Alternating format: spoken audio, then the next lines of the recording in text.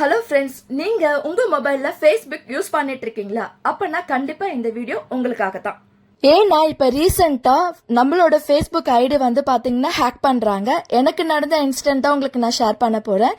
என்னோட Facebook ஐடியில இருந்து ஃப்ரெண்ட் லிஸ்ட்டை செக் பண்ணி அதுல ஒரு ஃப்ரெண்டை செலக்ட் பண்ணி அந்த ஃப்ரெண்டோட ஐடியில இருந்து எனக்கு வந்து ஃப்ரெண்ட் ரெக்வஸ்ட் கொடுக்குறாங்க. நம்மளும் என்ன நினைப்போம், ஒருவேளை இவங்க வந்து தெரியாம அன்ஃப்ரெண்ட் பண்ணிட்டாங்க போல. உடனே என்ன பண்ணுவோம், ஃப்ரெண்ட் ரெக்வஸ்ட்டை நம்ம அக்செப்ட் பண்ணிடும். அக்செப்ட் பண்ணிட உடனே அந்த ஐடியில இருந்து நமக்கு வந்து SMS வருது. என்ன மாதிரி SMS வருதுன்றது உங்களுக்கு நான் இந்த வீடியோ மூலமா ஷேர் பண்ணிருக்கேன். கண்டிப்பா செக் பண்ணி பாருங்க. நீங்களும் வந்து உஷாரா இருங்க. அன்வான்டா யாருக்கும் ஃப்ரெண்ட் ரெக்வஸ்ட்டை அக்செப்ட் பண்ணாதீங்க.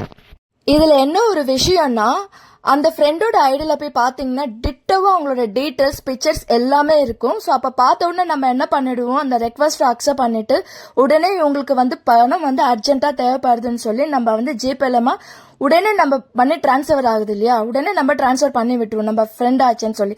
ஸோ இந்த மாதிரி இன்சிடென்ட் நடக்காம இருக்கிறதுக்கு நம்ம Facebook ஐடியா வந்து லாக் பண்ணணும், ப்ரொடெக்ட் பண்ணணும். அது எப்படி ப்ரொடெக்ட் பண்ணணும், லாக் பண்ணுன்றது இந்த வீடியோ மூலமா சொல்லியிருக்கேன்.